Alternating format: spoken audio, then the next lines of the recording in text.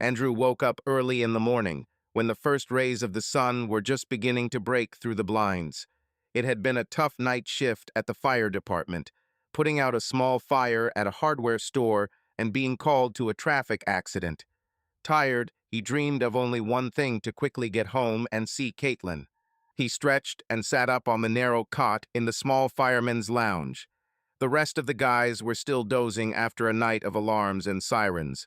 Andrew stood up quietly so as not to wake them and began to get ready. His uniform smelled of smoke, and he mentally reminded himself that when he got home, he would definitely need to throw it in the wash.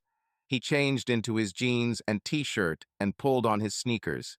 As he walked to the parking lot, a warm Texas dawn was already breaking out outside. Austin welcomed the new day.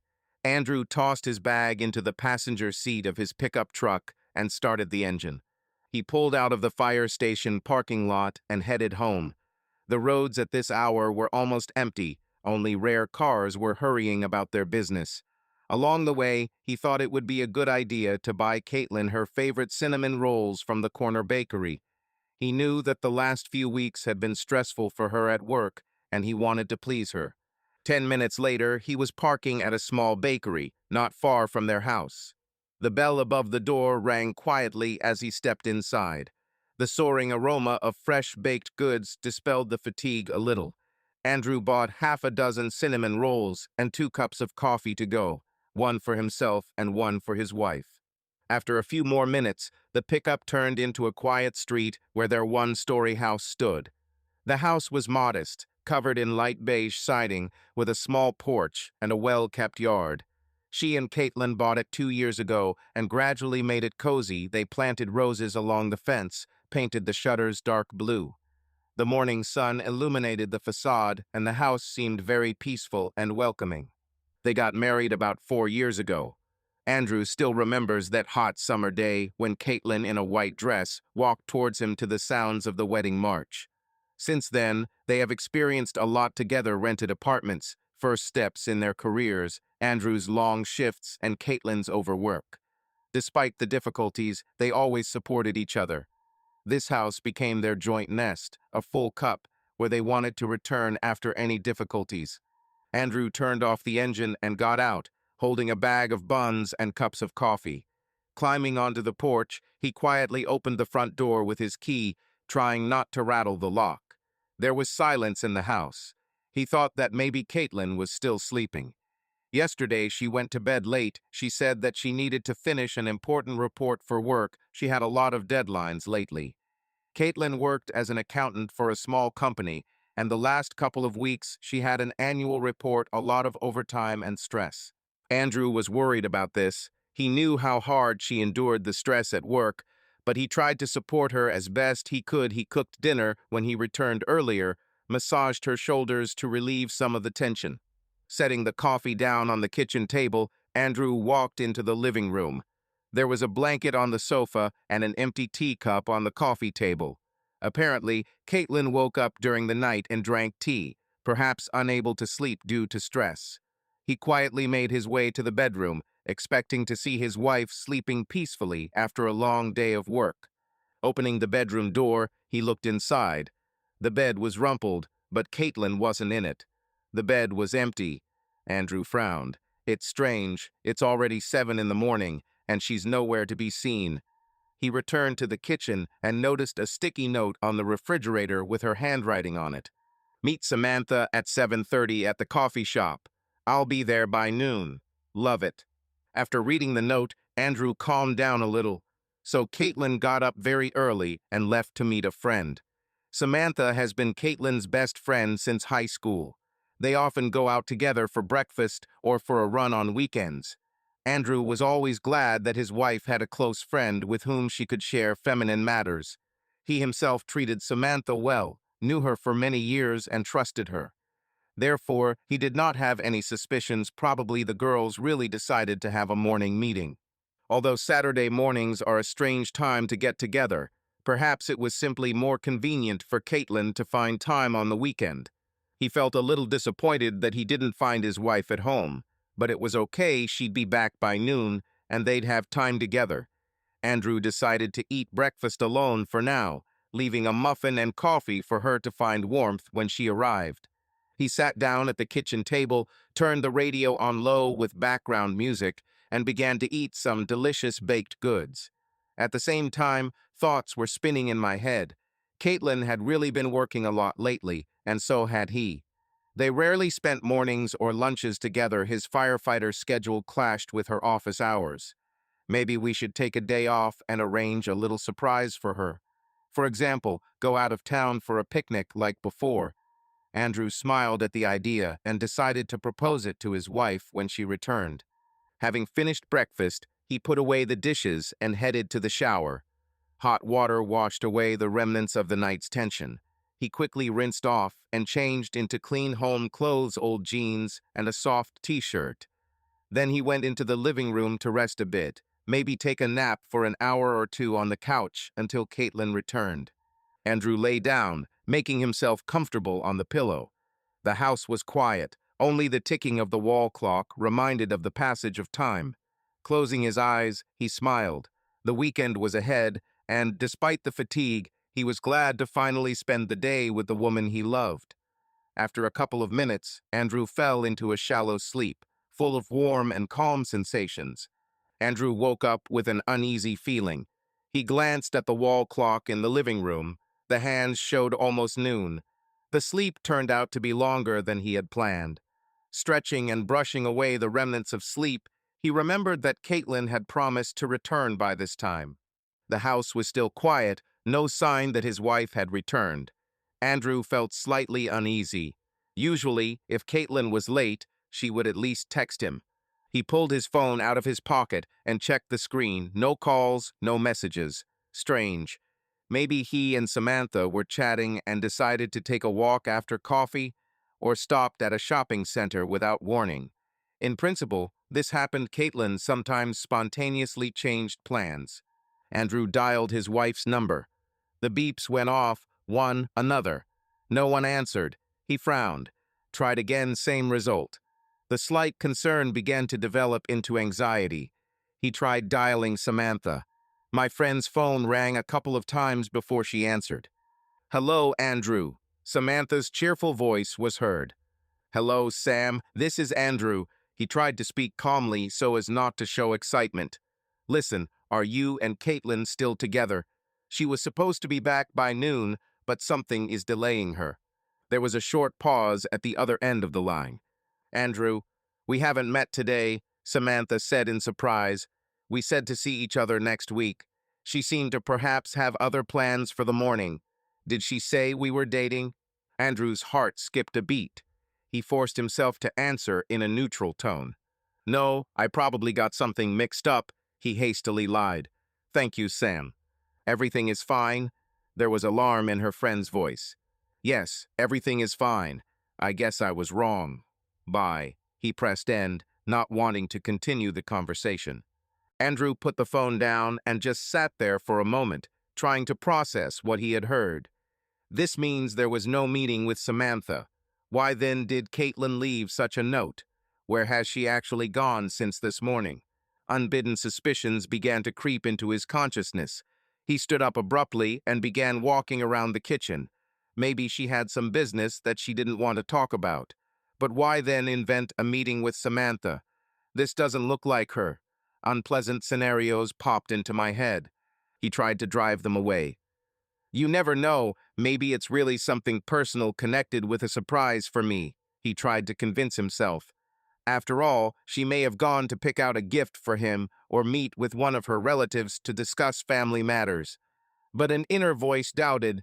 They usually don't lie to each other about such things. The minutes dragged on painfully. Andrew decided to dial Caitlin again. The phone still didn't answer. He wrote her a message. "Where are you? I'm worried. Call back urgently." His gaze fell on the kitchen table, cold coffee, a bun. The picture looked ominous in its ordinariness, like a snapshot from life that froze and waited for the outcome. Andrew felt a growing heaviness in his soul. He went to the window and looked out onto the empty street. The sunny day had already entered into force, but there was no joy in it. Suddenly, the phone in my hand vibrated. Andrew rushed towards it, hoping to see his wife's name on the screen. But the display showed Austin's unfamiliar number. He quickly accepted the challenge. "Hello?" The voice trembled treacherously. "Good afternoon. This is a call from St. David's Hospital," a female voice said. "Are you Andrew Walsh?" "Yes, I am." "What's happened?" The coldness washed over him with fear. His fingers squeezed the phone tighter.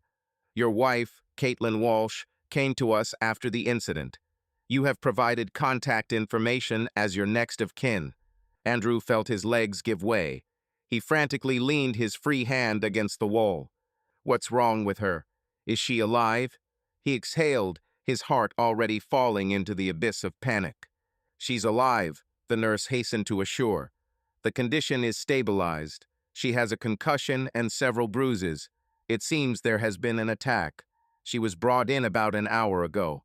Now she is getting help. Can you come? We need a loved one's signature on some documents." "Yes, sure. I'll be right there," Andrew blurted out. He didn't even ask for details about the nature of the attack. His mind refused to believe it, while his body was already acting. Throwing the phone into his pocket, Andrew, on autopilot, grabbed the car keys and jumped out of the house, forgetting to close the door behind him. The pickup truck roared to life as it abruptly took off and drove out of the yard. St. David's Hospital was on the other side of town. Thoughts were racing chaotically. Attack? How? Where? Why her? His heart was beating loudly somewhere in his throat. His hands were shaking slightly on the steering wheel. He tried to concentrate on the road, but terrible images appeared before his eyes. Caitlin is injured and in the hospital. Who could have attacked her on a Saturday morning? Is it really a robbery? Austin, of course, is not the safest city, but during the day in a public place. If she had been with Samantha, her friend would have done something, called for help. But Samantha wasn't with her, so Caitlin was alone. The traffic light seemed unbearably long when Andrew stood at red. He hit the steering wheel with his palm, trying to throw out at least some of his despair. If only she was okay, if only I could get to her, he prayed to himself, watching the seconds tick by. Finally, the road allowed him to speed up. He drove, breaking all conceivable rules. Fortunately, at that hour, the traffic was not yet rush hour. Everything was boiling inside. Fear for Caitlin was interspersed with a keen feeling that something terrible and incomprehensible had happened. And while he desperately tried not to think about the worst, deep down a suspicion grew. Something in this story did not add up at all.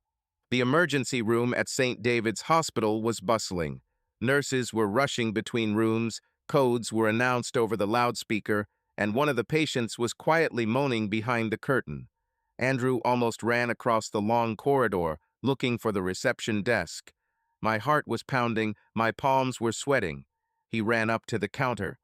I got a call. My wife, Caitlin Walsh, was admitted after the attack," he said lamely to the nurse on duty.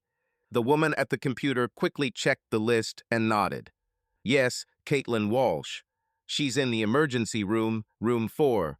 Walk down the corridor and to the right." Andrew did not listen to the end and hurried in the indicated direction. Ward no. 4 was behind a curtain in the general traumatology room. He pulled the curtain aside and saw his wife in the hospital bed. My heart sank at what I saw. Caitlin lay pale, with a bandage on her head, a fresh bruise running across her cheek, and a split lip. She looked so fragile with the sensors and Roman 4 hooked up. There was a monitor nearby, steadily beeping her pulse. A young nurse was bustling around the bed, checking the Roman 4. "Caitlin," Andrew said hoarsely. The wife slowly turned her head towards the sound of the voice. Her eyes were slightly open, her gaze a little blurred from the painkillers.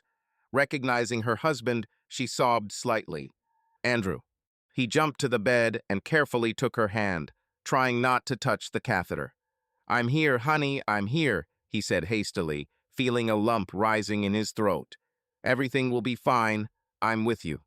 The nurse quietly moved away, giving them a chance to talk.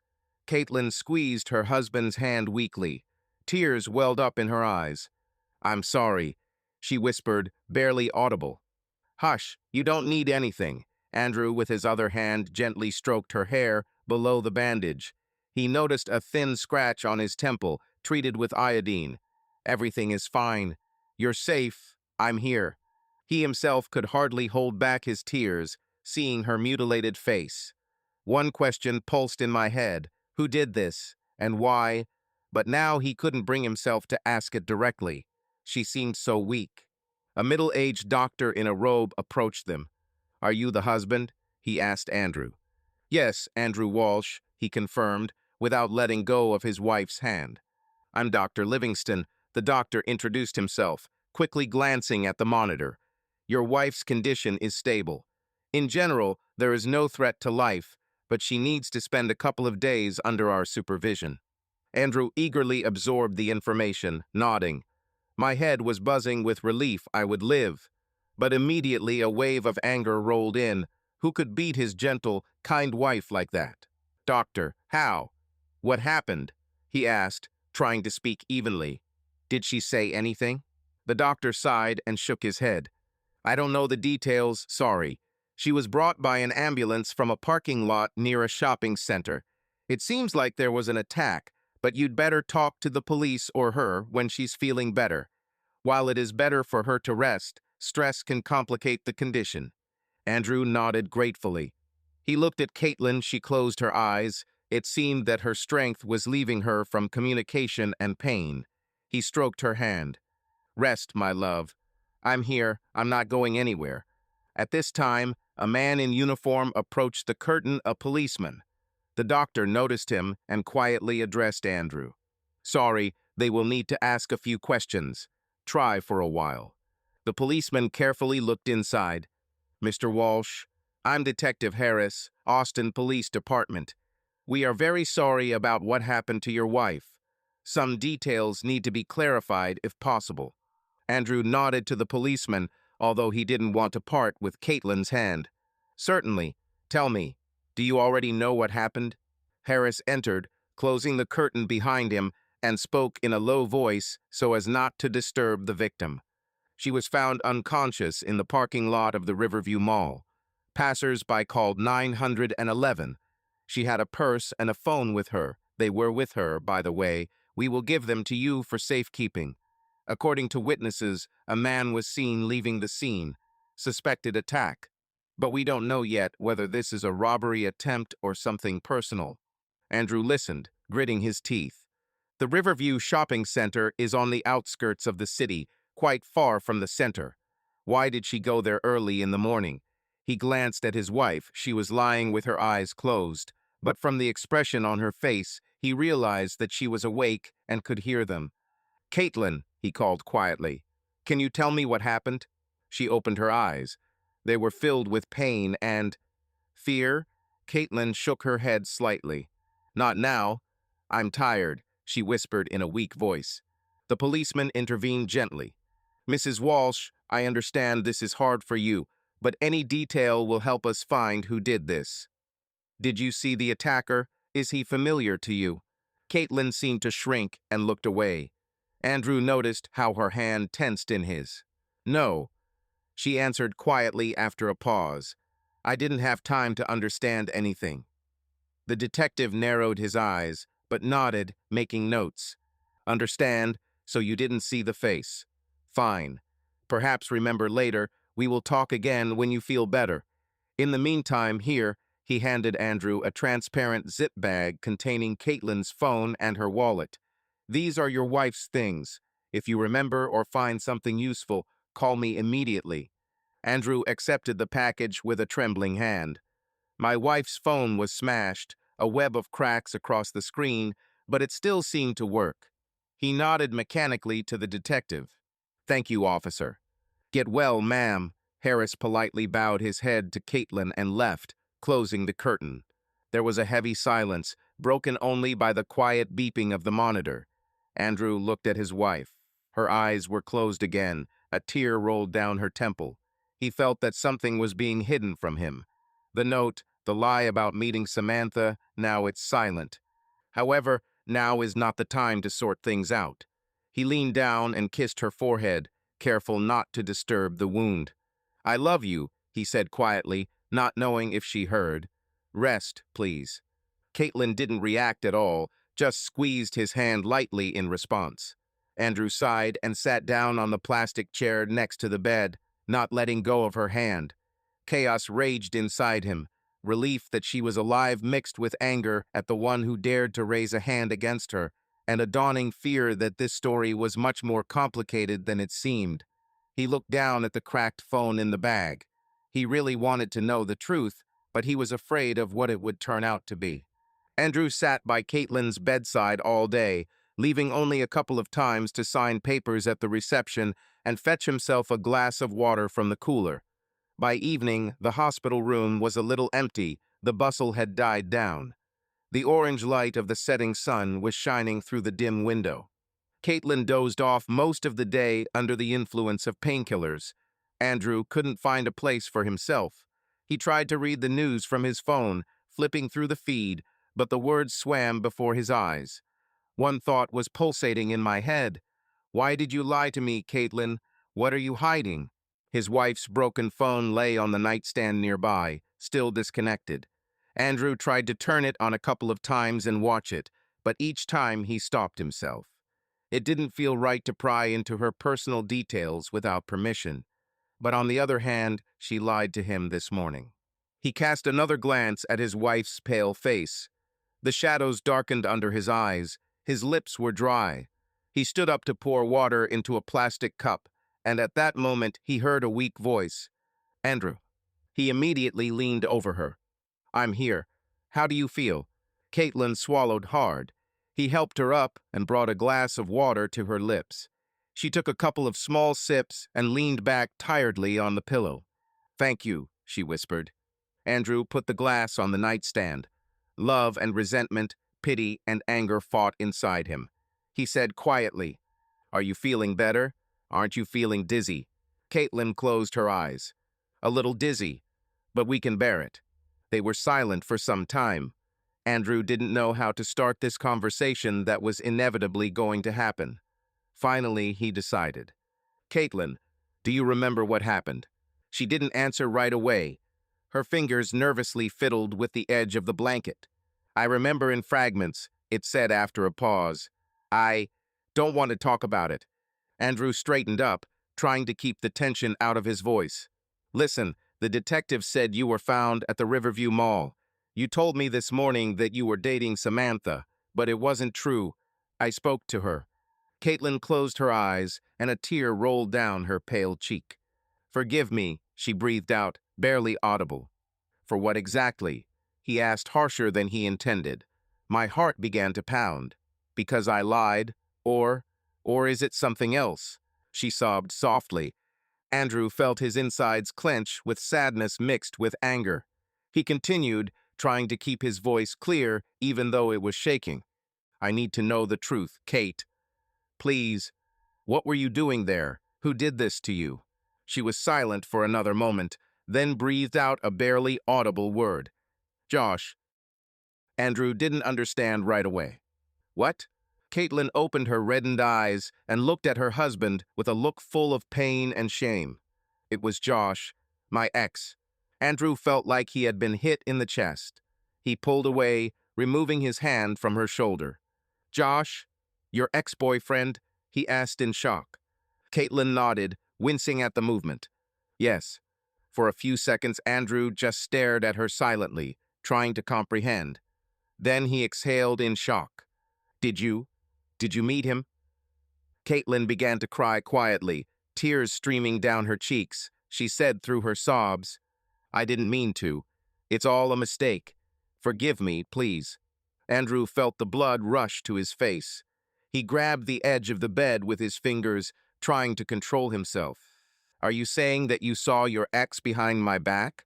The voice broke into a hoarse whisper.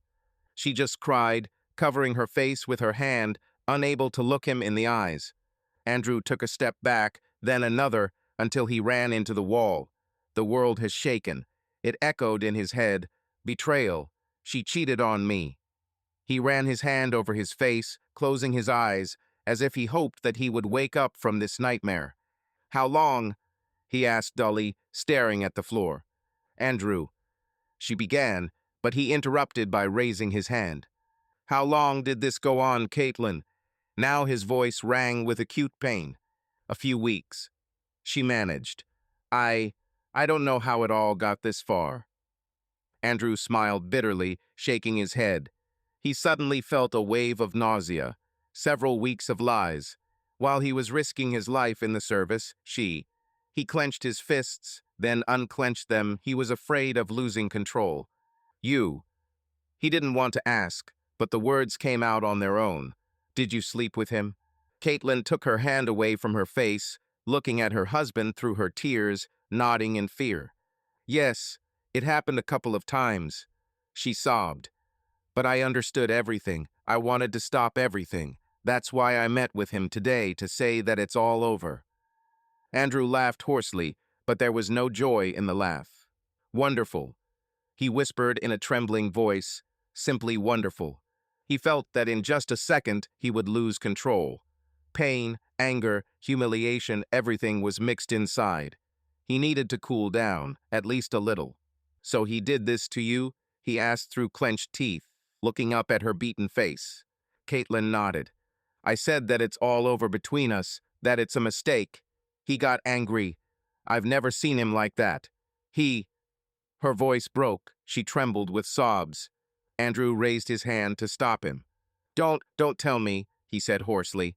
The picture was already clear. He walked up to the bed, but did not sit down. He stood looking down at his wife. He wanted to shout at her, to express all the storm of feelings that tormented him. But she already lay beaten, broken. He felt an acute contradiction. The loving part of his soul wanted to hug and protect her, but the offended heart wanted to turn away and leave. Caitlin, noticing his cold gaze, reached out to his hand. Please don't go, she moaned. Andrew stepped back, not allowing himself to be touched. He closed his eyes, trying to fight back the tears. He took a deep breath, exhaled, and then quietly, trying not to scream, said, I need to go out. For a minute. Please. Her weak voice came from behind again, but he had already pulled back the curtain and walked quickly down the corridor. He didn't stop until he was in a deserted hospital hallway near the drink machines. There, leaning his hands against the cold tiles of the wall, Andrew finally allowed himself to let his tears flow. Large drops flowed down my cheeks, falling onto the floor. He was not ashamed, there was no one around, and he didn't care. There was such a lump of pain in my chest that it seemed like there was not enough air. How? How could this happen? His Caitlin, the one whom he considered the embodiment of loyalty and goodness, betrayed him. Yes, she is now the victim of a crime, and it's terrible. But to find out about treason like this... Andrew covered his face with his hands. He felt deceived and devastated. Images popped up in my head. Here they are happy with last Christmas, hugging near the Christmas tree. Here on Thanksgiving Day she laughs, covered in flour, when they bake a pie together. All these moments now smack of bitterness, as if they were tainted by lies. After a few minutes, having calmed down a little, he wiped his face with his sleeve. It was necessary to return to her after all. She was still a victim. She felt bad. The conversation is not over, but there is no point in continuing now. She is barely holding on, and so is he. Andrew took another deep breath, trying to gather his remaining strength. Then he slowly walked back to the room where his wife lay, trying to prepare himself for what to say next, not knowing if he could even speak calmly. Returning to the room, Andrew carefully opened the curtain. Caitlin lay quietly, turning her face to the wall. She seemed to have fallen asleep again, or just didn't want to talk to anyone. He noticed that her shoulders sometimes trembled. Perhaps she had cried until she was exhausted and had now fallen into a restless sleep. Andrew sighed quietly and sat down on the chair by the bed. For a while, he simply looked at his wife. His heart was torn to pieces. Despite all the pain of betrayal, the sight of her beaten, unhappy evoked pity and love in him. He still loved her, there was no doubt about it. But at the same time, he felt deceived and trampled. What a stupid state this is. It was completely dark outside the window. The dim light of the emergency lighting lamp painted the ward in yellowish tones. Nurses occasionally passed in the corridor, and muffled voices were heard. Andrew realized that he would go crazy from the surging emotions if he didn't speak out.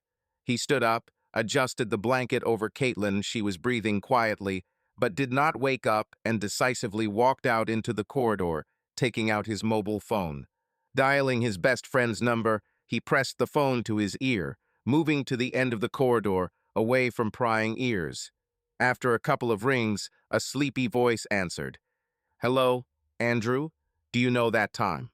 "Mark, I'm sorry it's so late," Andrew said quickly, trying to speak quietly, but his voice was still shaking. "I really need to talk." There was a rustling sound in the receiver, as if Mark had sat up on the bed. "What's happened? You sound terrible. Where are you?" Andrew ran a hand through his hair, feeling a lump in his throat. "In the hospital. Caitlin. She was attacked." "Damn it." Mark clearly woke up completely. "What's wrong with her? Is she alive?" "Yes," Andrew responded dully. "Alive. Overall, he will be fine physically. Thank God." "Who did this? Did you say attacked?" Andrew leaned his shoulder against the cold wall, closing his eyes. "Yes, her." He faltered, trying to find the words that made him want to howl. "Her ex. He beat her. I just found out today." In the silence that followed, Mark digested what he had heard. Finally, he asked carefully, "What do you mean ex, are you saying?" "She dated him, Mark." Andrew spat bitterly. "Behind my back. Several weeks. Today I tried to break up with him, and he almost killed her." He himself was amazed at how calmly, almost detachedly, these words sounded, as if this happened not to him, not to his wife, but to someone else. Mark cursed through his teeth. "What the hell? I'm sorry. I'm really sorry, bro. I I don't even know what to say." "There's nothing to say," Andrew answered quietly, feeling the tears welling up in his throat again. "You're right. I sounded terrible. I feel just not at all." It was as if everything had collapsed. Mark sighed heavily on the other end. "Listen, are you not alone there now? Who's with you? Maybe I should drive up." "No," said Andrew. "No need. It's late, and I myself don't understand what to do yet. She is lying down, sleeping." "Are you mad at her?" Mark asked directly. Andrew closed his eyes. A familiar anger flared up inside, but it quickly faded, leaving behind only fatigue. "Yes, I'm furious with that bastard Josh, and to her, too. But she's been through so much today." He fell silent, afraid that his voice would treacherously tremble with emotion. The friends were silent for several seconds. "Listen," Mark finally spoke softly. "The main thing now is that she's alive. She was very lucky to be alive after this. The rest, you'll figure it out later. Don't make any decisions now in the heat of the moment. You're shocked. She's shocked." Andrew nodded, although his friend could not see him. "You're probably right. Of course you're right. Brother, don't you need help there yourself? Do you want me to come and relieve you for a couple of hours so you can sleep?" "Thanks, Mark, but you won't get much sleep here. And I don't want to go home now." "I understand," the friend answered quietly. "Then just know I'm nearby. If you need anything, I will come at any time." "Fine?" "Okay," Andrew said weakly. He was grateful to his friend for this willingness to help, even if he did not know how he could help in such a situation. "Hold on," Mark added, "and don't beat yourself up. We'll talk tomorrow if you want." "Okay? Thank you." Andrew pressed the end call button and lowered the phone. He felt the tension release a little. At least he spoke out, and there is someone nearby who is ready to support. Returning to the room, he saw that Caitlin had opened her eyes and was looking at him. Perhaps his absence woke her up, or she felt that he was not there. She looked confused and scared. Andrew froze at the entrance. They looked at each other in silence for several seconds. Then he nevertheless came closer and sat down on a chair. "Are you okay?" she asked in a weak voice, apparently noticing his reddened eyes. Andrew turned away, trying to hide his condition. "Everything is fine. I just called Mark." "Did you tell him?" Caitlin frowned slightly. "Only that there was an attack," he lied. not wanting to say that he had shared about their betrayal. It was too personal, and it's none of her business now who he tells about his pain. Caitlin nodded slowly, then whispered, I, I'm so sorry. Andrew clutched the edge of the seat in his hand to keep from falling off again. He answered quietly, Sleep, you need to recover. Everything else will follow. She still wanted to say something, but he stood up. I'll be there. Just rest, okay? Without waiting for an answer, he walked a little to the side and sank into a chair against the wall. He decided to stay the night, no matter how hard it was. Late at night, Caitlin fell asleep again, and Andrew sat awake, looking at the ceiling and trying to understand what would happen to their lives now. It was a quiet morning at the hospital. The soft rays of the rising sun filtered through the blinds, filling the chamber with pale light. Andrew dozed off in the morning in a chair without undressing. When he opened his eyes, his neck was stiff, and his body felt achy from the uncomfortable position. Caitlin woke up too. He heard her move on the bed. Andrew stood up, stretching his numb muscles, and walked closer. His wife looked at him with reddened eyes. She looked exhausted, rumpled hospital pajamas, her hair was disheveled. There were traces of yesterday's tears on her face and new bruises that had appeared overnight. Hello, he said quietly. Hello, she said in a weak voice. There was an awkward silence. A nurse looked into the room. How are we here? How are you feeling? Her voice sounded cheerful. Everything hurts, admitted Caitlin. This is expected. Now the doctor will come for an examination. Be patient. The nurse checked the room in 4. Do you want anything? Water, juice? Caitlin shook her head, and Andrew asked for a glass of water for his wife. When the nurse left, he said encouragingly, The doctor said that perhaps you will be allowed to go home today if everything is fine. Caitlin nodded absently. It seemed as if her thoughts were somewhere far away. Andrew didn't know what else to say. Before, he would have hugged her, joked, encouraged her, but now it's like a wall between them. A few minutes later, Dr. Livingston arrived. After examining Caitlin, he was pleased. The temperature is normal, the pressure too. The tests are okay. A mild concussion, I think, can be done without long-term hospitalization. We will leave you to observe before lunch, and in the evening you can go home. Just stay calm at home. Lie down more, don't overexert yourself, drink plenty of fluids. And of course, no driving or work for at least a week. Thank you, doctor, Caitlin thanked quietly. Your task now is to rest and recover, the doctor admonished good-naturedly. I'll prepare a sick leave certificate. Husband, will you pick her up? Yes, of course, Andrew nodded. When the doctor left, Caitlin sighed heavily, as if she was depressed by the prospect of returning home. Andrew noticed this, but remained silent. He sat on the edge of his chair, feeling that he was also nervous. Returning home meant being left alone with the problem, without medical staff and distracting fuss. Less than half an hour later, Detective Harris reappeared with a folder and a serious look. He nodded to Andrew and turned to Caitlin. Mrs. Walsh, I'm glad to see you're feeling better. If you're ready, I'd like to clarify something about yesterday's incident. Caitlin paled noticeably and looked away. Andrew, who was sitting next to him, felt himself tense. He took her hand mechanically, rather to support her, and said quietly, Everything is fine. Tell him the truth. She threw a frightened look at her husband. Andrew. The detective looked from one to the other, raising an eyebrow. Justice. Andrew nodded, looking at his wife. Caitlin, he should know. Otherwise, this person will not be punished. Caitlin pursed her lips and tears rolled down her cheeks. She turned to the detective with difficulty. Yesterday, I lied to you. Harris silently took out his notebook, nodding for her to continue. This was not a random robber, she said falteringly. I knew this man. Andrew was silent, his hand still on top of hers. He felt her trembling. Who was it? The detective asked calmly. Caitlin tried to control her sobs for a few seconds, then said, His name is Josh. Josh Hansen. Andrew smiled bitterly to himself. He also remembered the last name once. At the beginning of their relationship, Caitlin mentioned this man, an ex-boyfriend from his hometown. He would never have thought that this past would appear in their lives like this. Ex-boyfriend? Harris guessed, looking at the notes. Caitlin nodded. Yes, we dated several years ago, before I moved to Austin. Did you keep in touch with him? Came the next question. She shook her head.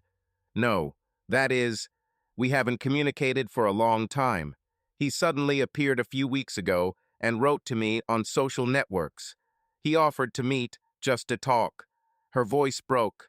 I made a mistake. I agreed. Harris nodded understandingly. And yesterday you saw him in the parking lot at the shopping center. Yes, Caitlin whispered.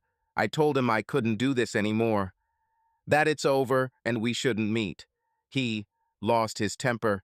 He started screaming, accusing me of using him.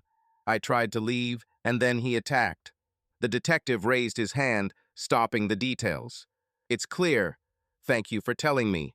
So the suspect's name is Josh Hansen, your ex-boyfriend. He clarified the signs given by Josh and wrote them down. Then he looked seriously at Caitlin. Are you ready to write a statement about the attack? This is important so that we can apprehend him and bring charges against him. Caitlin wiped her tears with the back of her hand. She looked scared, but nodded. Yes, I'll write. Andrew was relieved at her decision. No matter how difficult their personal situation was, he wanted the culprit to be punished. Josh must answer for what he did.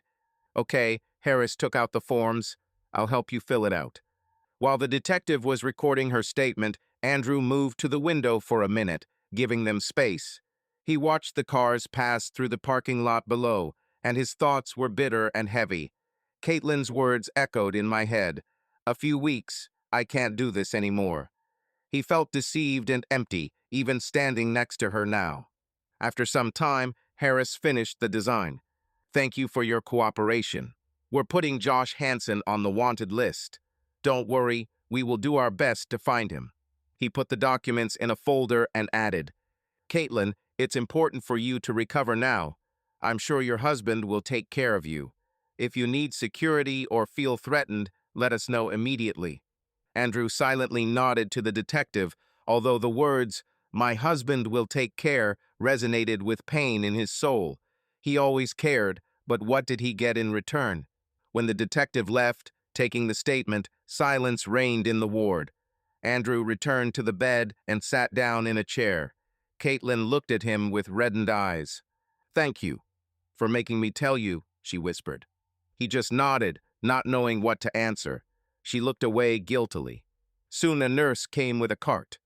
Well, beauty, are you ready to be discharged? She cheerfully told Caitlin, starting to remove the Roman 4. Now we'll remove the catheter, treat the wounds, and you'll be free. Caitlin just smiled weakly in response. Andrew took her purse and clothes that the ambulance brought yesterday in a bag, jeans, and co-FT. The sight of these things made him wince. He quietly asked the nurse, Excuse me, but does she happen to have something to change into here? Maybe at least a hospital gown, so not in these. The nurse nodded understandingly. Of course, now I'll bring a clean shirt and you'll go in it. While the nurse left, Andrew helped Caitlin sit up. She hissed in pain, holding her ribs. Be careful. Everything hurts, she said. Sorry, he supported her back, helping her to sit down more slowly. Is that better? Caitlin nodded tiredly, leaning on his hand. Unwittingly, they were quite close, and Andrew smelled the familiar aroma of her shampoo mixed with the hospital's smell of antiseptics. My heart ached with tenderness and pain at the same time. He quickly removed his hands once she was settled and stepped back, trying to keep his distance. The nurse returned with a clean hospital gown. Here, let me help. She deftly changed Caitlin into clean clothes, being careful not to touch the bandages or bruises. Then she took her shoes out of her wife's bag sneakers, a little splattered with mud, and put them on her feet. That's it, the discharge is ready, the nurse smiled. Downstairs at the reception, the documents will be processed. Take care of yourself. When the nurse left, Andrew draped her light jacket over Caitlin's shoulders, trying not to make eye contact. Then he helped me off the bed. She staggered, and he, forgetting about everything, grabbed her around the waist, supporting her. carefully. Caitlin looked at him gratefully. "Thank you." "Let's go," Andrew said shortly. They moved slowly along the corridor. She limped, leaning on him. Every movement was difficult for her. Andrew felt her trembling. He was bitter. Just yesterday, he would have loved her with care, surrounded her with attention. But now he felt like a stranger, even though he was responsible. They silently reached the elevator and went down into the hall. Andrew picked up the discharge and sick leave for his wife at the counter. The administrator sympathetically wished him health, to which Caitlin only nodded weakly. Outside, the bright sun burned them. The day was warm. There was nothing to remind us of the disaster that had happened. Andrew helped his wife to the parking lot where his pickup truck was parked. "Wait here, I'll come," he said, sitting her on a bench at the entrance. A minute later, his dark blue pickup truck pulled up. He got out, opened the passenger door, and carefully helped Caitlin climb inside, fastening his seat belt, since it was painful for her to pull herself. Soon the car left the parking lot. Andrew was silent, concentrating on the road. Caitlin sat leaning back, her eyes closed from weakness. Only when they approached the house did he hear her quiet voice. "Andrew." "What?" Without taking his eyes off the road, he responded. "Thank you for not leaving me there," she whispered. "Why do you care?" Andrew gripped the steering wheel until his knuckles turned white. "Don't thank me," he answered quietly. "Anyone in my place." He didn't finish because the phrase, "any loving husband," stuck in his throat. Whether he was now a loving husband or just a decent person doing his duty, he himself did not understand. Caitlin said nothing more. They drove up to the house, which until recently seemed so cozy and happy. Andrew helped his wife out of the car and, supporting her, brought her to the porch. His face remained an impassive mask, behind which pain and disappointment seethed. They had a long and difficult conversation ahead of them, but first they just had to go inside and make her comfortable. Everything else could wait until evening. At home, they were greeted by silence and stagnant air. Andrew opened the front door and helped Caitlin inside. She barely crossed the threshold, leaning on his hand. On the bedside table by the entrance lay the mail that the postman had brought yesterday, a couple of bills, an advertisement, little things that on a normal day he would have immediately looked through. Today he had no time for that. "Sit down," he said quietly, leading his wife to the sofa in the living room. Caitlin sank onto the familiar soft sofa with a heavy sigh. She looked around as if she was in a strange place. Their cozy home now seemed unreliable to her, somehow different. Maybe it was the understanding that things had changed between them. Andrew took a clean blanket and pillow from the closet. He did not dare to make the bed in the bedroom. He had no idea whether he could lie next to her, and it seems that it's more convenient for her to sit half-sitting for now. "Will you be comfortable here?" he asked in a neutral tone, placing a pillow on the arm of the sofa. Caitlin nodded. "Thank you." He helped her lift her legs and gently laid her on the sofa, covered with a blanket. She looked up at him with a look full of gratitude and sadness. "I'm so sorry, Andrew." He pulled away sharply, trying not to meet her gaze. "You need medicine. I'll go to the pharmacy now and take what was prescribed." In the extract, the doctor indicated painkillers and anti-inflammatory drugs. Andrew found the appointment sheet on the table and put it in his jacket pocket. Caitlin said softly, "It seems like we had some other pain pills in the cabinet." "I'll buy fresh ones," Andrew snapped. He felt suffocated in this house, where photographs of happy moments hung on every wall. Now these photographs seemed to accuse him, and at the same time caused unbearable melancholy. "I'll be quick," he said, heading towards the exit. "If anything, your phone is next to you." She wanted to answer something, but he had already left, closing the door behind him. On the porch, Andrew took a deep breath. A familiar courtyard, a quiet street, everything was the same as yesterday. But his life turned upside down. He walked down the path to the car. "My hands were shaking. I had to sit in the cockpit for a few seconds, resting my head on the steering wheel. Everything inside was screaming. Here, alone, he could at least give vent to his feelings without frightening her." Andrew closed his eyes, trying to calm down. Just buy some medicine and come back, he told himself. No scenes now. Starting the engine, he drove to the nearest pharmacy. She was only a couple of blocks away. On the way, his gaze accidentally caught on the keychain on the keys, a tiny plush heart. A gift from Caitlin for our first wedding anniversary. Andrew immediately felt his eyes become treacherously moist again. He squeezed the keychain in his palm and looked away, trying to focus on the road. The pharmacy was almost empty. He quickly bought everything he needed: ibuprofen tablets, strong prescription painkillers prescribed by the doctor, ointment for bruises. The pharmacist, seeing his tense face, asked something about the dosage, but Andrew just nodded, automatically thanked him, and left. When he returned, Caitlin was lying where he left her, looking at the ceiling. Hearing his steps, she turned her head. Everything is fine. Yes, he answered briefly, closing the door behind him. He walked into the kitchen and put down the bag of medicine. Emotions were still seething inside, but he tried to hold on. Do you need anything now? He asked louder from the kitchen. Water? Food? I don't want to, she responded quietly. Just water, please. He poured filtered water into a glass and walked over to the sofa. Caitlin tried to sit up, and he put his hand under her back, helping her sit up. Then he handed me a glass. Thank you. She took a few sips and returned the glass, but her hands were shaking, and some water spilled onto her chest. Careful. Andrew took the glass and put it on the coffee table. Sorry. She carefully wiped away the speck of water with her palm. Nothing, he shrugged. Silence again. He stood nearby, feeling out of place. The house, which had always been a cozy haven, now seemed like the scene of an accident, their personal catastrophe. Andrew. Caitlin began quietly. He tensed, expecting another apology, which he didn't know how to handle. What? Maybe. Would you sit down? She nodded to the chair next to her. Andrew hesitated for a couple of seconds, but nevertheless sat down on the edge of the chair, crossing his arms over his chest in a protective gesture. Caitlin searched for words, fiddling with the edge of the blanket. I understand how much it hurts you.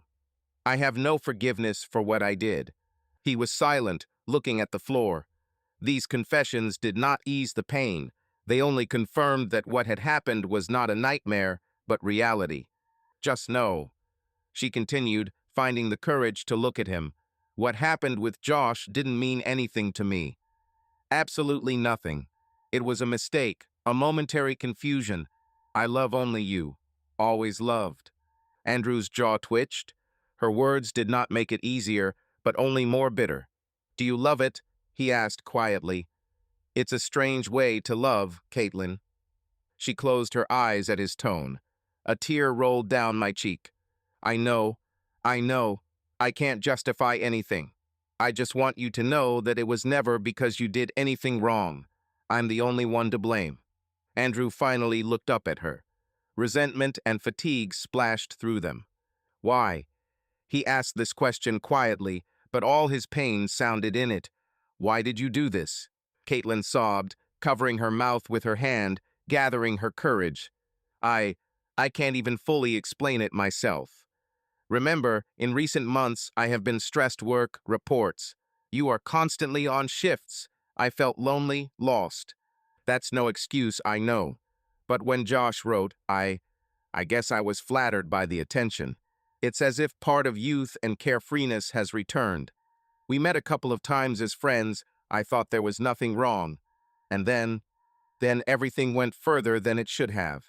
She spoke haltingly, avoiding her husband's gaze. I blamed myself all these days. I wanted to stop everything, to tell you the truth, but I was afraid. I was afraid of losing you. I was afraid that you would hate me. Andrew smiled bitterly. And how did it help to hide? Caitlin burst into tears, covering her face with her hands. Andrew realized that he had lost his temper, but did not regret the sarcasm. He was too seething inside. He jumped up and walked around the room, trying to control himself. There was a framed photo of them on the mantelpiece, young, happy, smiling at each other, without looking away their loving eyes. Now this photo cuts deep into my heart. Andrew took the frame in his hands, looked at the photo for a moment, then turned the frame face down. He could not look at past happiness. Caitlin, noticing his gesture, sobbed even harder. "I'm sorry. Please." Andrew raised his hand to stop her. "Enough. Not now." He understood that there would still be a conversation, but he did not have the strength to continue. "You need to lie down and sleep," he said quietly but firmly. "Rest." She lowered her hands from her face, from which tears were flowing, and nodded obediently. "Fine." Andrew came over and helped her back onto the couch, adjusting the pillow. This movement was so familiar and at the same time now so alienated. "Thank you," she said, barely audible. He didn't answer.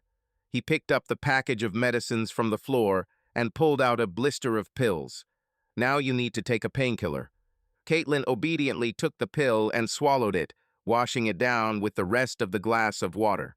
"Try to sleep," Andrew said, retreating. "I'll be nearby in the house." She realized that he was not going to lie next to her, and this was reflected in the sad expression on her face. But she just nodded, closing her eyes. "Thank you for being here at all." Andrew didn't answer. He took his pillow from the chair and the thin blanket that he had grabbed from the bedroom and headed into the next room, a small guest bedroom where there was a fold-out sofa. Already at the door, he heard her weak voice. "I love you, Andrew." He paused for a moment, gripping the doorknob until his fingers turned white. I wanted to answer, to say, "I love you too," but it got stuck in my throat. After a pause, he just left, quietly closing the door behind him. Silence reigned in the living room. Caitlin, left alone, covered herself with a blanket up to her chin and gave vent to her tears, muffling her sobs into the pillow. Andrew settled down on a creaky sofa in the guest room and for a long time could not close his eyes, looking at the ceiling and trying to understand what awaited them next. Episodes of their past life involuntarily appeared before my mind's eye. Here Caitlin laughs, having managed to get dirty with flour when they baked a pie together for Thanksgiving. Here she is in a sun-drenched park extending her hand to him on their first wedding anniversary. These pictures flashed in my memory and immediately faded away, leaving behind only bitterness and a painful feeling of irreparable loss. Andrew rolled over and closed his eyes, but there was no hiding from the memories. He sighed quietly, realizing that a sleepless night and endless unanswered questions lay ahead. On the third day after returning home, Caitlin insisted that she could shower herself. Andrew had his doubts. It was still painful for her to move, but she stubbornly insisted that she felt better and wanted to wash off the hospital smell. He didn't argue, he just said that he would be nearby. While the sound of water was heard from the bathroom, Andrew sat in the kitchen with a mug of coffee. He tried to read the morning newspaper, but his thoughts kept returning to what was happening. Caitlin tried to be independent, probably so as not to burden him once again, but he understood that it was not easy for her. He heard her gasp softly as she climbed into the bath, although she thought he couldn't hear. Suddenly, there was a dull knock. Andrew instantly became alert, put down his mug, and listened. The sound of the water stopped. "Caitlin?" he called loudly. The answer is silence. My heart jumped to my throat. Andrew jumped up and ran towards the bathroom. The door was not locked. He insisted that it should not be locked. You never know. He opened the door. Steam billowed out of the shower stall. Caitlin was sitting on the floor, wrapped in a towel, her hair sticking to her face in wet strands. She pressed her hand to her ribs and breathed heavily. "God, what happened?" Andrew dropped to his knees next to her, gently touching her shoulder. Caitlin looked up at him with difficulty. "My head was spinning," she muttered. "I stumbled." Andrew looked at her. It looked like she had slipped while getting out of the bath. Luckily, there are no obvious new injuries, but she clearly hit the edge. He put his arm around her shoulders. "Come on, get up." Carefully. Caitlin tried to stand up, but immediately hissed from the pain in her side. Andrew supported her more firmly. "Be patient, dear." The words fell out before he had time to think about them. She allowed him to lift her. Andrew helped her out of the bathroom, practically carried her in his arms to the bedroom, and sat her on the edge of the bed. She was trembling, either from cold or from fear. He quickly grabbed the robe hanging on the chair and threw it over her shoulders over the towel. Everything calm, he said soothingly, examining her. Did you hit it hard? Caitlin clenched her teeth and put her hand to her bandaged rib. A little. I didn't expect to feel dizzy. I told you, it's still too early for you, he reproached gently, sitting down next to you. Let me take a look. He carefully touched the area near the bandage on his ribs. Caitlin flinched, but remained silent. It doesn't seem like there's a new bruise, Andrew muttered, examining his side. He felt relieved that there were no serious consequences. Only now did he realize that his hand was still on her bare shoulder, her skin warm from the shower. Andrew was embarrassed and wanted to pull his hand away, but Caitlin suddenly covered it with her palm. He froze. She looked at him with eyes full of gratitude and something else hope. Thank you, she whispered. Sorry for making you worry. Andrew swallowed, feeling the proximity of her body and the familiar smell of shampoo mixed with the scent of her skin. The heart skipped a beat. Conflicting feelings surged in my chest, old tenderness and then a reminder of deception. He carefully removed his hand, although not roughly, but carefully. Everything is fine. I told you, call me and I would help. Caitlin lowered her eyes. I didn't want to bother you. You do so much, and I feel like a burden. You're not a burden, he objected automatically. Her eyes met his again. Is it true? The voice showed pain. It seems to me that all I do is hurt you. Andrew didn't know what to say. He himself suspected that there was more than ordinary concern in his words. Yes, he was angry, he was deeply hurt. But when I saw her on the bathroom floor, I only thought about her being safe. I'll get you some clothes, he said dryly, standing up to change the subject. He took clean pajamas out of the closet and helped her carefully put them on over her head, trying not to look at her nakedness again, so as not to embarrass himself and her. Caitlin tried to thread her arms into the sleeves herself, but she was not doing a good job. She was constrained from pain. Andrew patiently helped fasten the buttons. It reminded him of the times he had taken care of her when she had the flu or sprained her ankle a year ago. But now everything was different. Thank you, she repeated again quietly as he retreated. Andrew nodded, avoiding his gaze. Rest now. Lie down. He helped her lay on the bed and covered her with a blanket. Caitlin lay there looking up at him. He felt her gaze on him, as if she wanted to say something. Andrew? She began, but he interrupted, realizing that the conversation could again go into painful territory. You need to sleep. Call me if you need anything, okay? She smiled sadly from the corner of her lips. Fine. He turned around and left the bedroom, closing the door behind him. Stopping in the corridor, Andrew ran his hand over his face. My heart was still pounding from the recent incident. The mixed feeling anxiety for her and dull pain inside was confusing. Returning to the kitchen, he saw his cold mug. He took a sip of bitter cold coffee and winced. It seemed that even simple care of her had now become a difficult test, because every time he touched her or looked into her eyes, he remembered both happiness and betrayal at once. Andrew sat down and covered his face with his hands. He didn't know what to do with the ocean of feelings in which he was drowning. The only thing he knew for sure was that he still could not remain indifferent to Caitlin, no matter how hard he tried to convince himself otherwise. About 2 weeks passed. Life went on as usual, as far as possible in the new reality. Caitlin was gradually recovering. The bruises were fading, the rib was healing. She could already slowly do simple things: heat up lunch, walk to the mailbox. Andrew returned to work, although he took shorter shifts and tried to be home more often, mostly out of a sense of responsibility. Their interactions remained polite but distant. Andrew still slept alone. Caitlin didn't try to impose herself. She seemed to accept that their previous closeness had been destroyed. But sometimes, when she thought that he did not see, he caught her gaze on him, sad, full of melancholy. One evening, while Andrew was washing the dishes after dinner, his cell phone rang. He wiped his hands and replied. Hello? Mr. Walsh, hello, came the familiar voice of Detective Harris. I have some news to report. We have managed to apprehend Josh Hansen." Andrew straightened up, his heart racing. He said briefly, "Understood. Where?" "He was caught in a neighboring district and tried to escape to his relatives. He is now in Austin police custody, awaiting charges.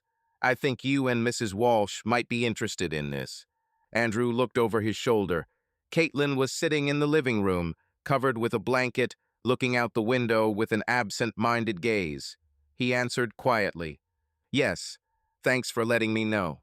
If additional testimony or presence in court is needed, we will contact you. Take care of yourself," Harris concluded. "Thank you, officer," Andrew repeated and hung up.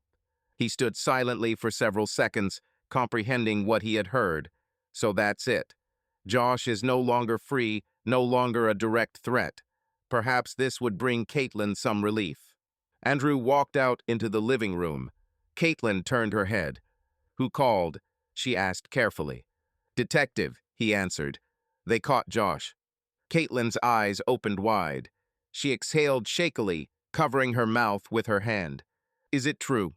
Andrew nodded. "Yes. He was taken into custody and is awaiting trial." Caitlin suddenly burst into tears. But these tears were different, a mixture of relief and tension that lasted for 2 weeks.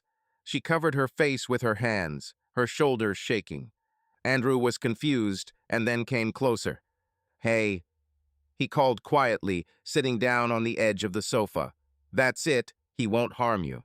She shook her head slightly through her tears. I was so afraid that he would return.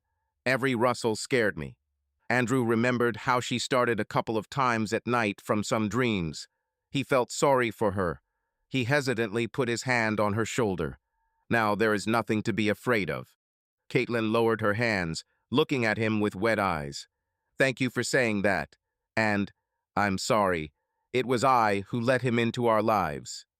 Her voice broke. Andrew removed his hand, withdrawing into himself again. "Let's go. The main thing is that he won't touch you again." Caitlin wiped her cheeks. "Are you? Will you go to trial? What if?" He shrugged. "Don't know. Unless they call you as a witness or for support. And is it necessary?" He paused, catching himself that he had almost said you. There was a pause. Caitlin said softly, "I'm glad he was caught. At least I'm glad about this." Andrew just nodded. He stood up, uncomfortable with their closeness on the couch. "Okay, I'll go throw out the trash," he said, just to get out of the situation. He collected a bag of kitchen trash and went out onto the porch. The evening air was warm and the cicadas were chirping. Dropping the bag into the tank, Andrew looked up at the darkening sky. He expected the news of Josh's capture to bring him satisfaction. But there was only emptiness in my soul. No amount of justice could return him to his former life. Returning to the house, he found Caitlin in the same place. She looked tired from all the tears she had cried. "How are you?" he asked mechanically. She tried to smile. "Probably easier or something." Andrew noticed that her lips were trembling and she was very pale. "Are you sure you feel good?" he frowned. Caitlin nodded, but suddenly she frantically covered her mouth with her hand and jumped up. "Sorry." She rushed to the bathroom. Andrew heard the sounds of vomiting. Seriously alarmed, he approached the door. "Caitlin, what's wrong with you?" A minute later, she opened the door. The face is haggard, frightened. "Sorry. I suddenly felt nauseous. Maybe I was nervous." Andrew leaned towards her. "Let me help you. Are you okay?" But she stopped with a gesture. "It's okay. Probably just a lot of emotions. It's already easier." "Maybe we should call a doctor?" he asked worriedly. Caitlin shook her head.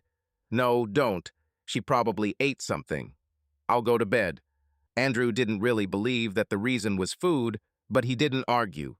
He walked her to the bedroom. Caitlin lay down, and he covered her with the blanket. "Rest," he said quietly. "If it gets worse, wake me up." "Okay," she whispered back, turning away. Andrew left, closing the door behind him.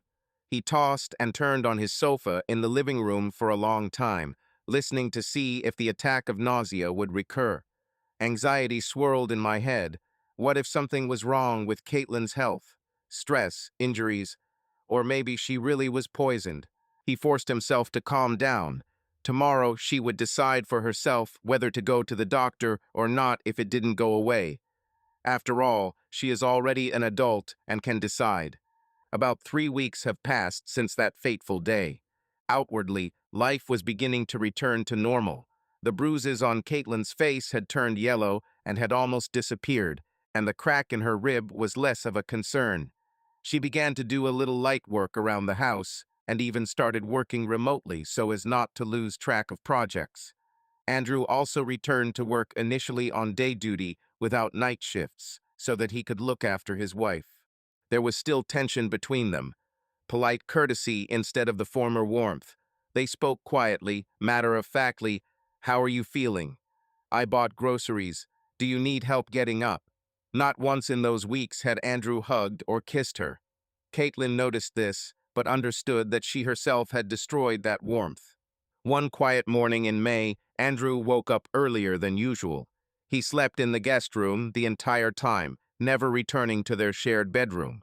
Standing up, he walked into the kitchen and was surprised to see Caitlin sitting at the table with a cup of tea. She looked tired and pale. "Why did you get up so early?"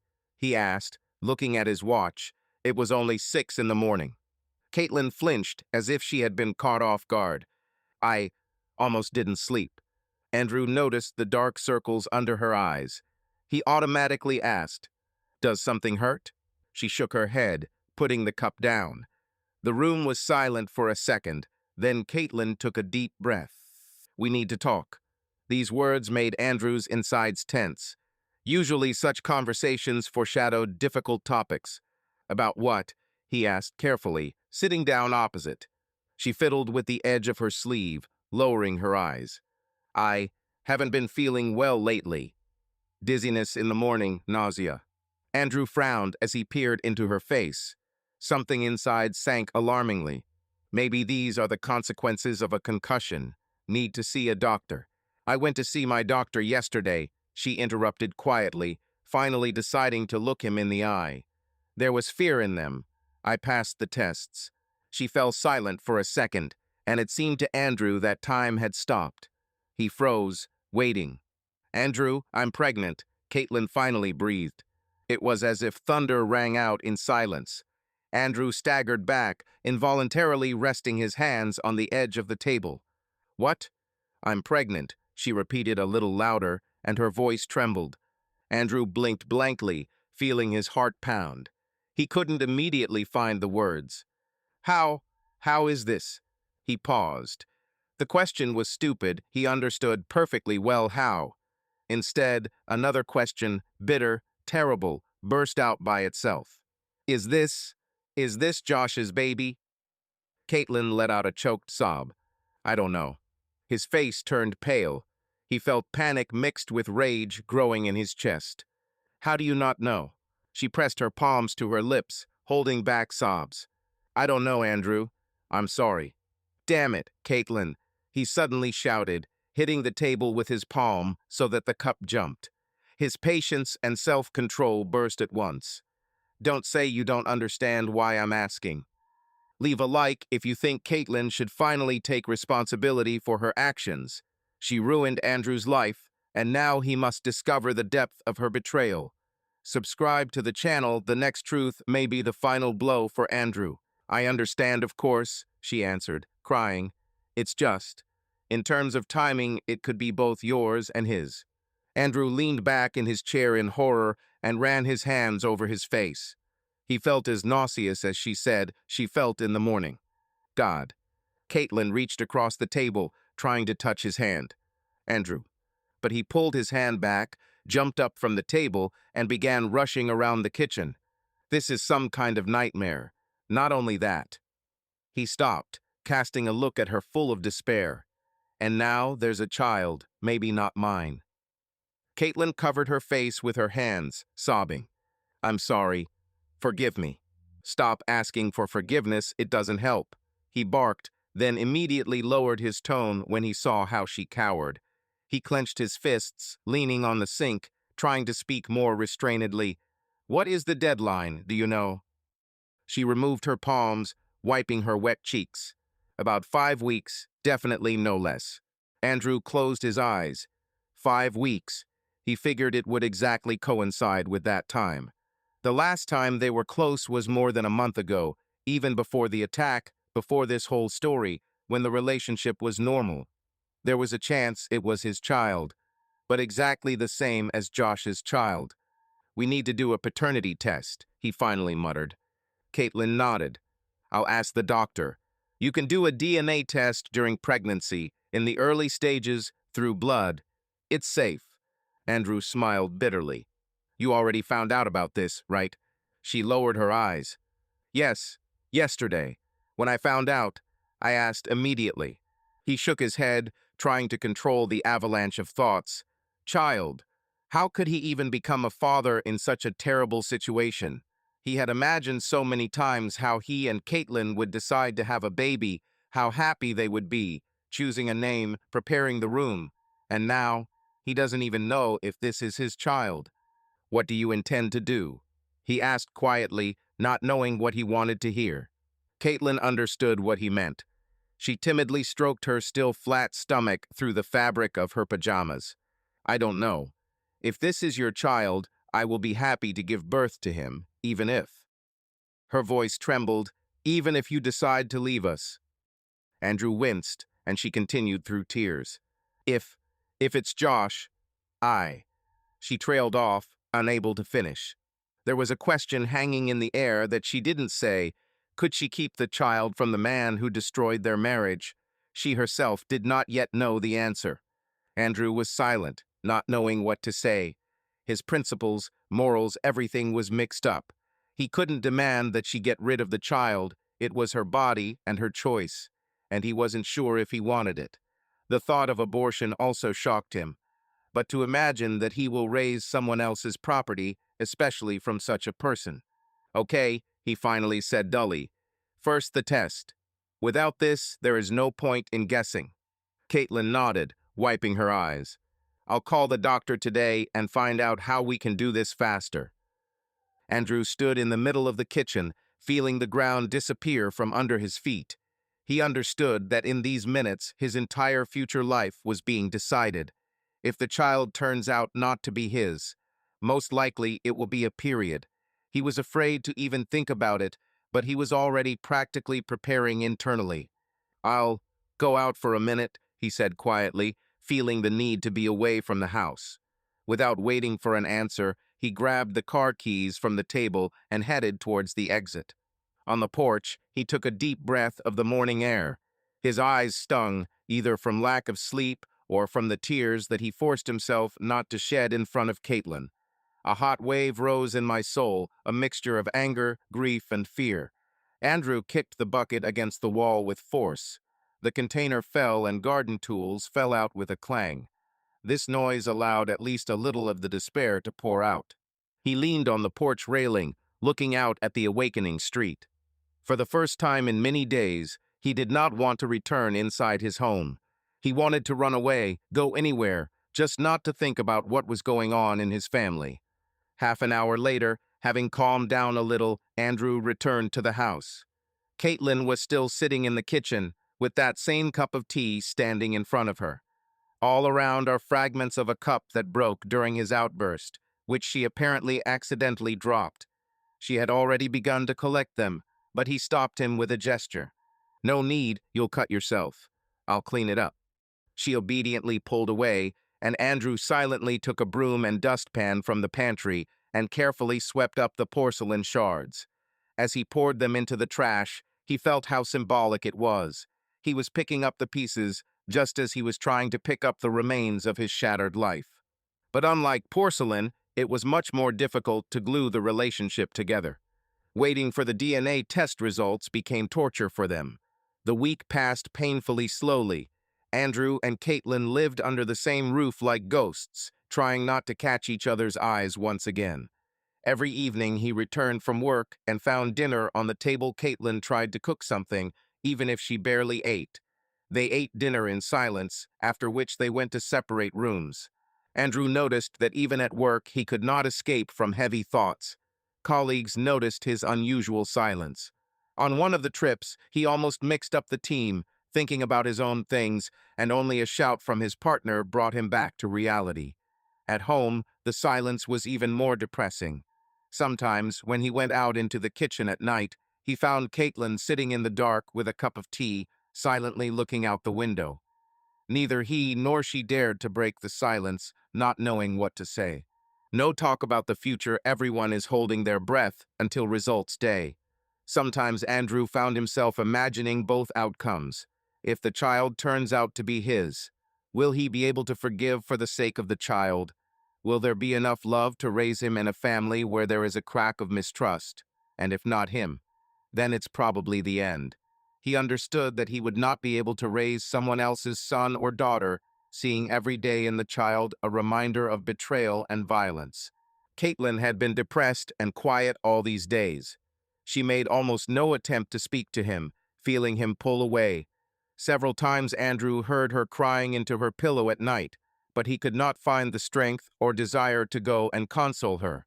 He also lay awake at night, staring at the ceiling or going to the kitchen to drink water, just to escape from dark thoughts.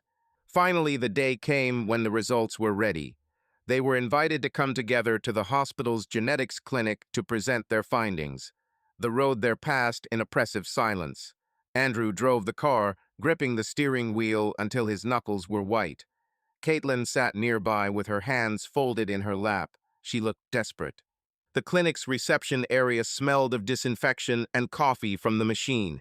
A nurse met them at the counter and led them into a small office. A geneticist was already waiting there, an elderly woman in glasses with a soft expression on her face. Mr. and Mrs. Walsh, she clarified, inviting him to sit opposite him. Yes, Andrew answered quietly, feeling his mouth go dry. Caitlin sat down next to her, nervously intertwining her fingers. The doctor opened a folder with documents. We have the results of the prenatal paternity analysis ready. Are you ready to listen to them? Andrew glanced at his wife. She looked like she was about to faint. He nodded. Yes. Andrew noticed how Caitlin's hands were shaking in her lap and realized that he himself was tense to the limit. He clenched his fists, trying to maintain apparent calm. Time seemed to stand still as the doctor leafed through the papers. The doctor sighed sympathetically, running her eyes over the document. DNA testing of the fetus and the alleged father, Mr. Walsh. She looked up at them, showed that paternity was not confirmed. Caitlin gasped quietly, putting her hand to her mouth. Andrew closed his eyes for a second, although inside he already knew what the word would be. Still, hearing it out loud was a blow. That is, the doctor continued softly, with a probability of more than 99%, Mr. Walsh is not the biological father of the child. There was a ringing silence. It was as if the whole world had stopped. Andrew heard only Caitlin's ragged breathing next to him. It was as if he himself had turned to stone. The doctor said something else about recommending further steps, offering the services of a psychologist, but Andrew could no longer hear her. There was a noise in my ears. He suddenly stood up, realizing that he could not stay here a second longer. Sorry, he said hoarsely, and, without even looking at Caitlin, quickly left the office. In the corridor, he leaned his forehead against the cool wall for a second, trying to breathe. It turned out badly. My chest was compressed, like in a fire when there is nothing to inhale. The corridor floated before my eyes. The office door opened and Caitlin came out. She rushed to him. Andrew. The voice broke. Wait. He pulled away, looking somewhere past her. He could not look into her face, now this face, once loved to the point of pain, now only caused bitter fatigue. Let's go home, he said dully, moving towards the exit. Caitlin followed, sobbing, but said no more words. They left the clinic like two ghosts who had no place among living people. In the parking lot, Andrew paused for a moment, breathing in the hot afternoon air. He closed his eyes, clenching his fists so that his nails dug painfully into his palms. Now there is no doubt left. Silently, they got into the car. He started the engine and pulled out onto the road. There was silence in the cabin, broken only by the noise of the engine. Caitlin covered her face with her hands and cried silently. Andrew saw it out of the corner of his eye, but said nothing. It was as if there was an empty shell left inside him instead of feelings. Even the anger disappeared somewhere, leaving behind a scorched, black wasteland. As they approached the house, Caitlin raised her head slightly. Andrew. The first name she had spoken since leaving the office.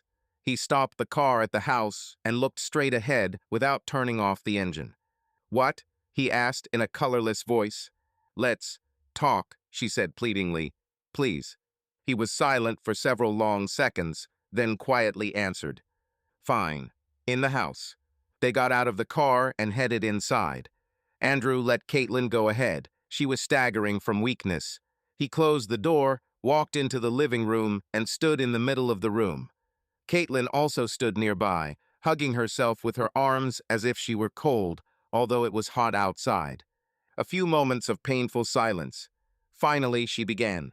Andrew, The voice trembled. I don't know what to say. There are no words, except sorry. He smiled briefly, but without joy. I'm sorry again, he repeated.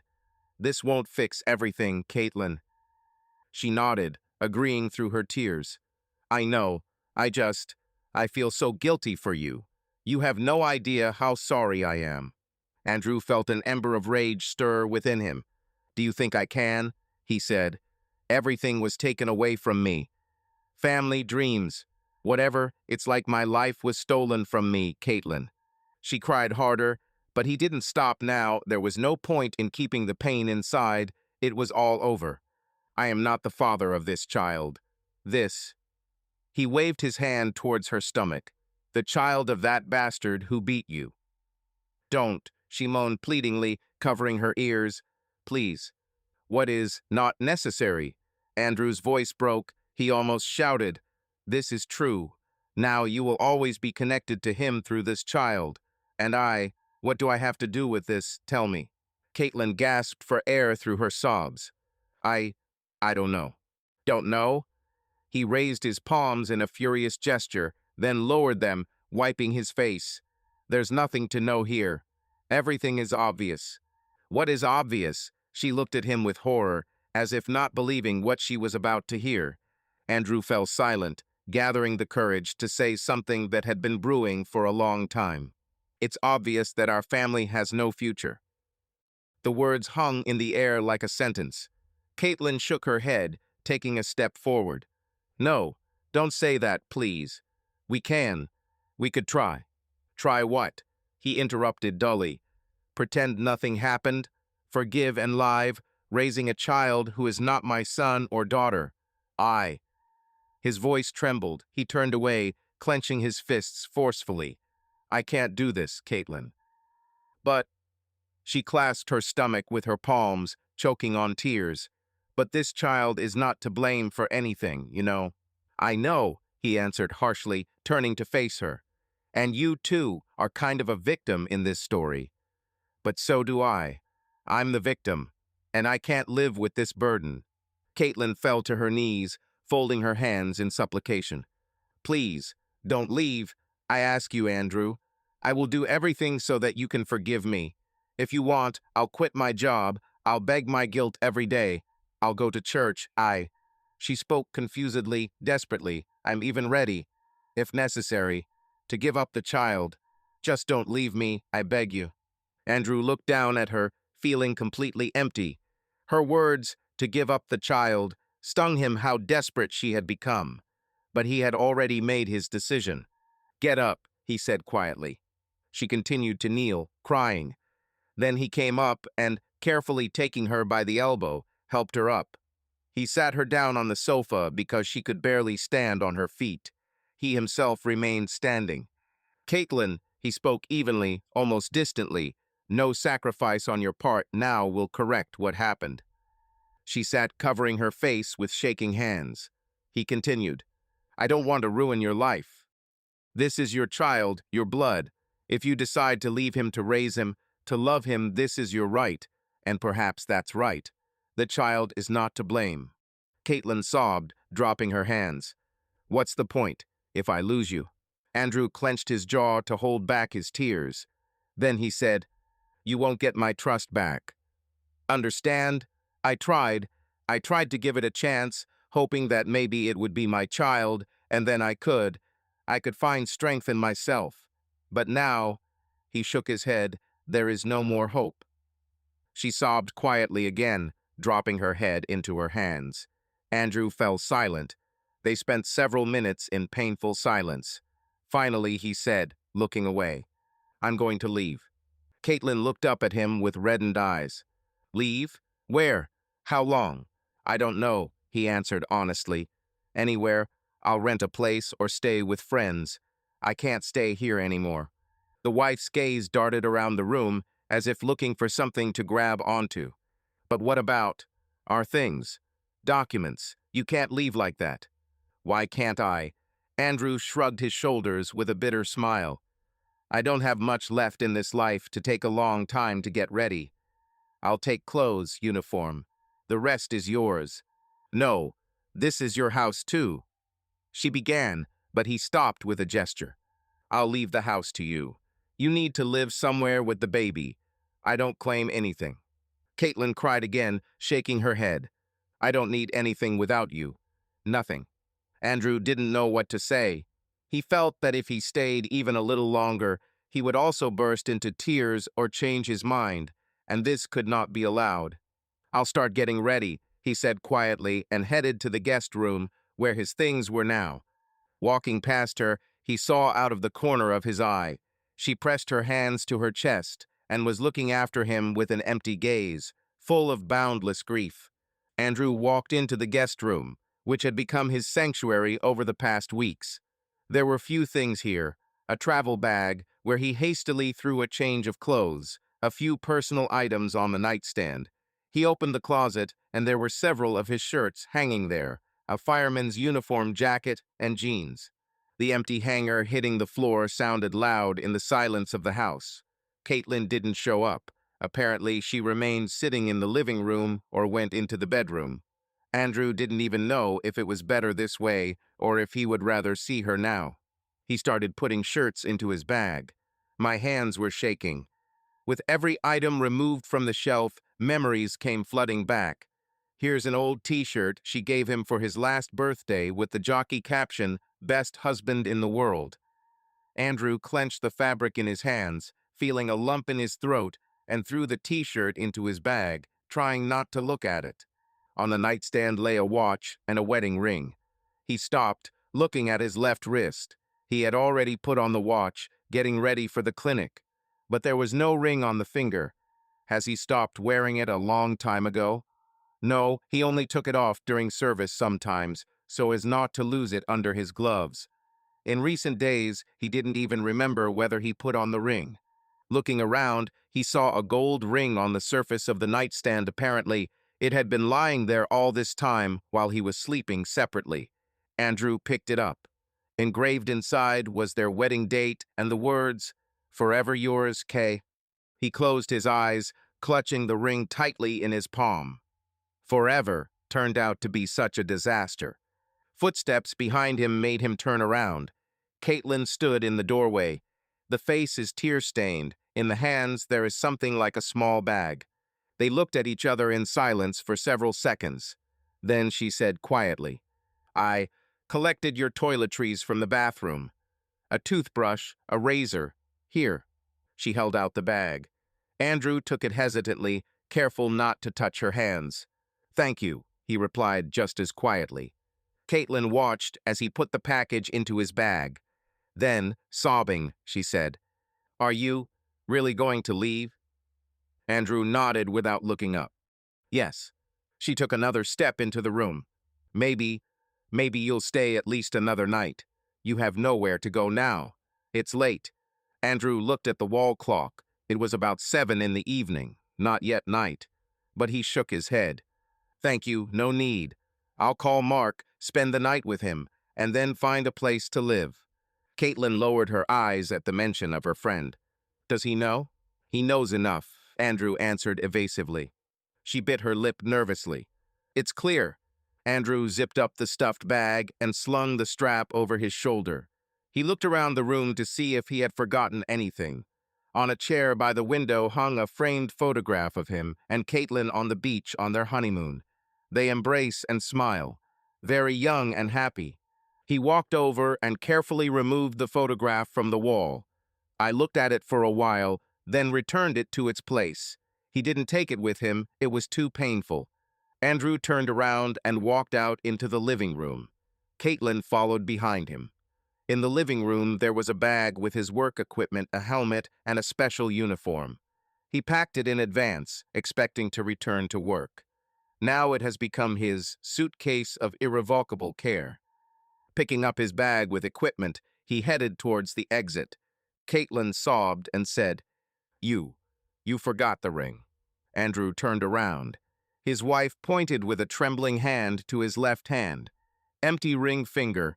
He was still clutching his wedding ring in his right hand, having forgotten to put it on or put it away. He looked at him, then looked at Caitlin. There was a desperate plea in her eyes.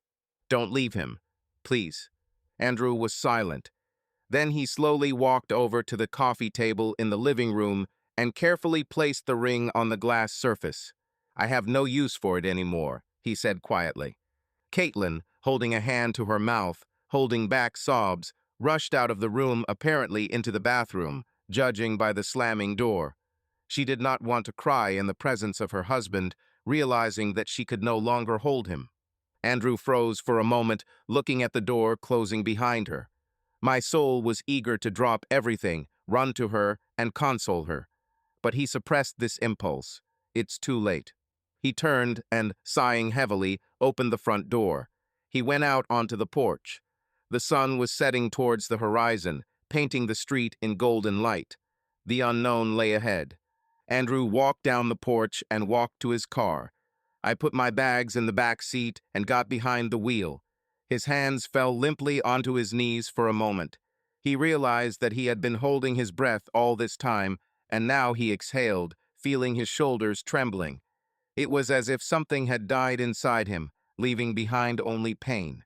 Taking one last look at the house, where he spent the best years of his life, Andrew started the engine. He knew that if he waited even a minute longer, he might break down and stay, and he couldn't afford this. The car pulled away smoothly from the side of the road. In the rearview mirror, the house slowly moved away. There was no one on the porch. Caitlin never came out to watch him. Perhaps she couldn't. As the turn took the house out of sight, Andrew felt a tear roll down his cheek. He quickly wiped it away with the back of his hand. There was a green traffic light ahead. The road was deserted. Andrew gripped the steering wheel tighter and drove where his eyes were looking, leaving behind broken happiness. After a few days, the house felt like an empty shell to Caitlin. The silence was oppressive, broken only by the noise in the street trees and the creaking of floorboards as she wandered aimlessly from room to room. All of Andrew's things, except the most necessary ones, remained in place: his books on the shelf, an old baseball cap on a hanger, his favorite fire department mug in the kitchen. But Andrew himself was not there, and this made the house seem orphaned. Caitlin barely slept. My eyes were swollen from continuous tears. She did not go to work, taking sick leave under the pretext of her health. The phone was ringing off the hook with calls. Colleagues and my mother from my hometown called, but she didn't answer. Only when Samantha called did she decide to answer, and her friend, hearing her voice, immediately said that she would come. Caitlin was ashamed to look into the eyes of her best friend, the very one whose name she used to hide behind at the beginning of this disaster, but now the need for support overpowered the shame. Samantha arrived around noon. The doorbell rang loudly in the dead silence. Caitlin, wrapped in an old cardigan, slowly opened it. Samantha stood on the threshold with an anxious face and bags in her hands. "Oh, Kate," was all she said, immediately hugging her friend. The warm embrace and sympathetic voice made Caitlin cry again. Samantha stroked her back. "Say, Chach, it's okay, I'm here." Having led her friend into the living room, Samantha sat her down on the sofa, and she went to the kitchen, saying that she would now make them some tea. Caitlin buried her face in her hands, feeling the weight of loneliness lift slightly from the mere presence of a loved one.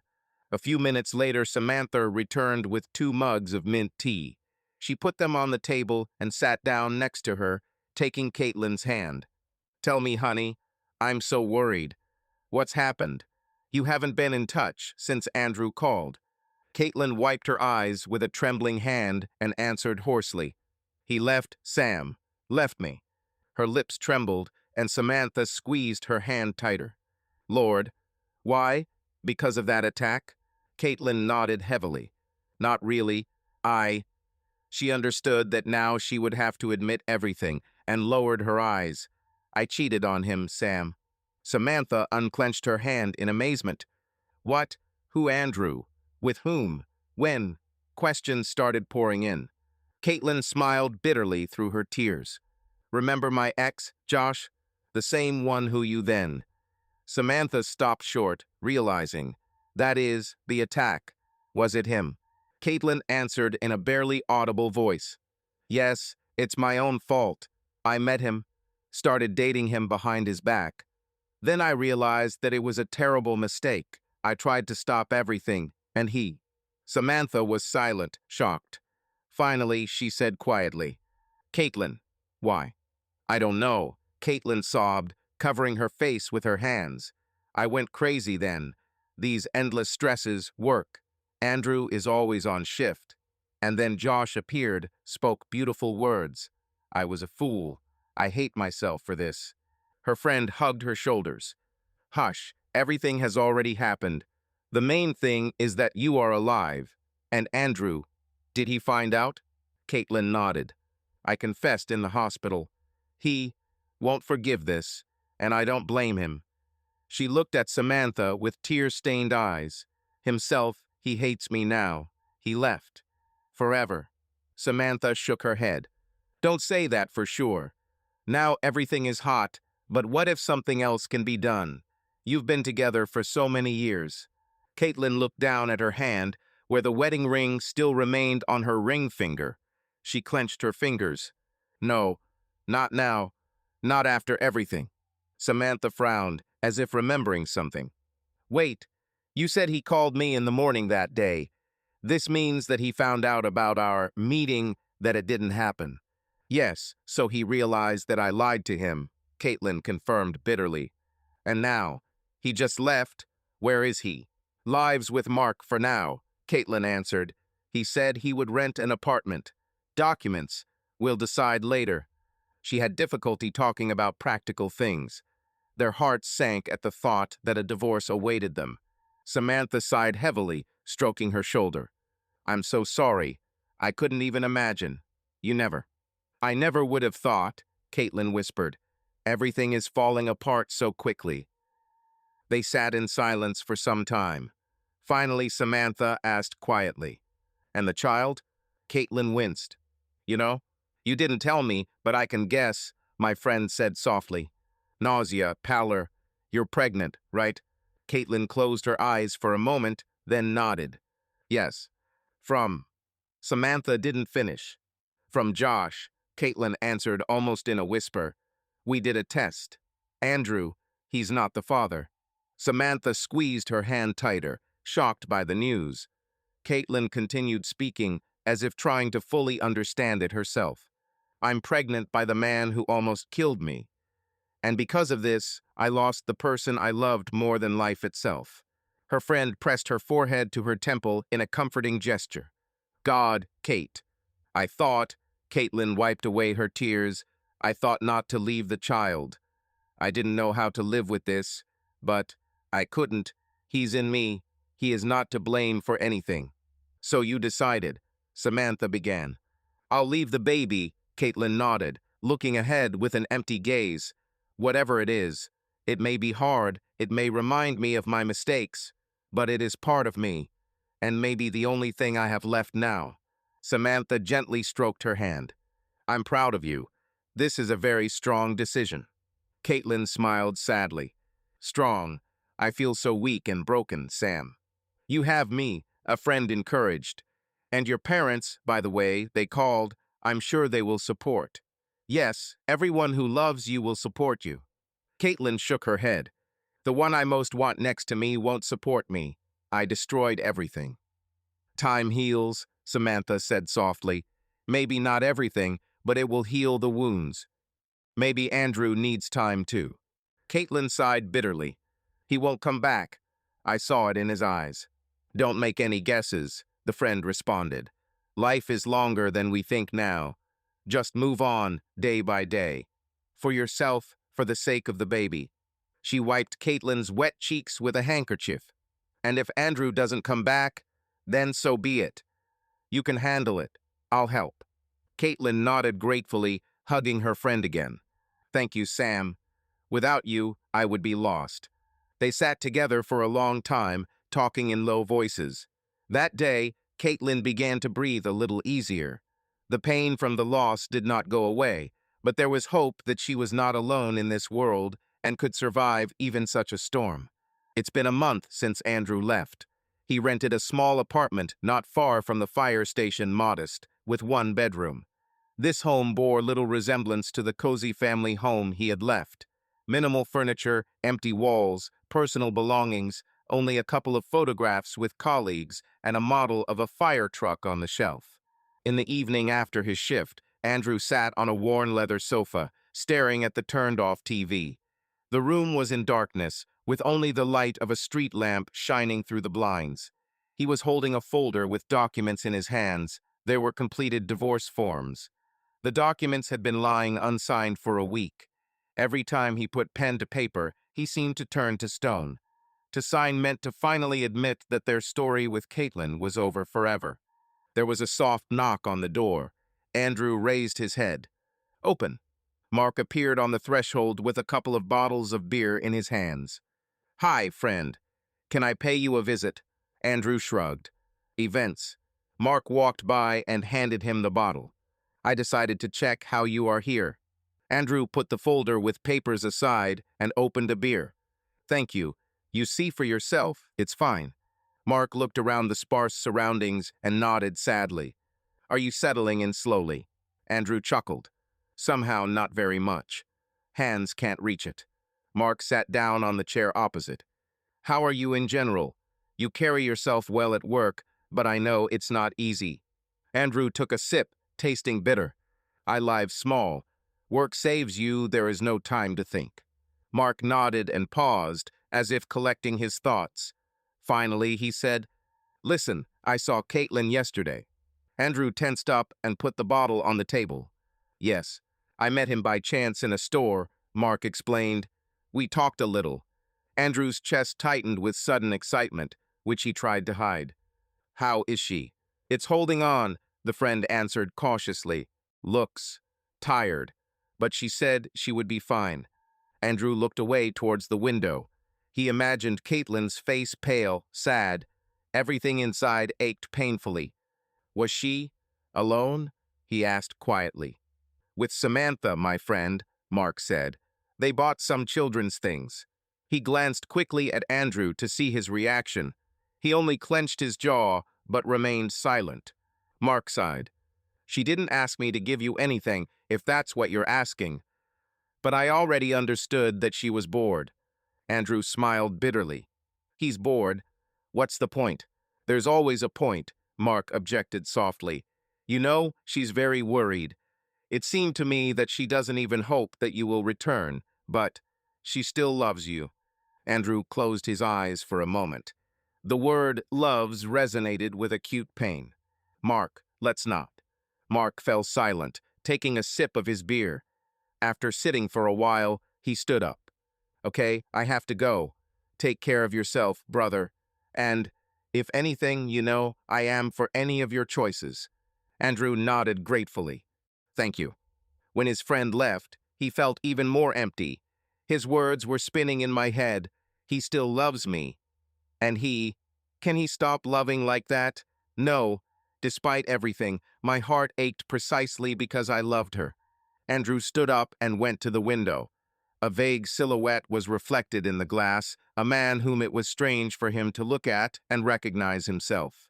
He remembered how he imagined his life 5 years ago. A home, a loving wife, children, growing old together. All these dreams burned to the ground in a matter of days. There was a small frame on the windowsill. When leaving, he did not take any of their common photographs, but Mark, apparently, decided otherwise a couple of days ago. He threw this frame to him with the words, "You still won't throw this away." The frame was of their wedding, him and Caitlin beaming with happiness. Andrew then joked that they put out all the candles on the cake too quickly, fortunately. This is a sign of long-term love.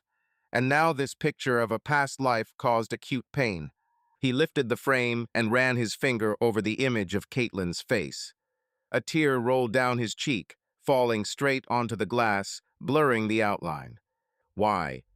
He whispered into the void. Why did things go this way? Why didn't he notice then that she was unhappy? Why couldn't she resist stepping into the abyss? Unanswered questions, painful and meaningless. Andrew put the photo in his desk drawer, unable to look. Then he returned to the sofa and took the divorce papers from the table. His gaze fell on the line, "Reason for divorce." It was officially written there, "Irreconcilable differences." As if that could express the depth of pain. The pen was right there. He took it and twirled it in his fingers for a long time. Then, with a sigh, he wrote the date next to the signature, but froze. The ink only made a tiny mark on the paper. Andrew threw down his pen. No, not today yet. He stood up and went out onto the tiny balcony adjacent to the living room. The night city spread out before him with lights. Somewhere there, on the other side of the city, Caitlin was, perhaps also awake, staring into the darkness. Maybe she was thinking about him. The breeze rustled in the treetops along the street. Andrew leaned on the railing.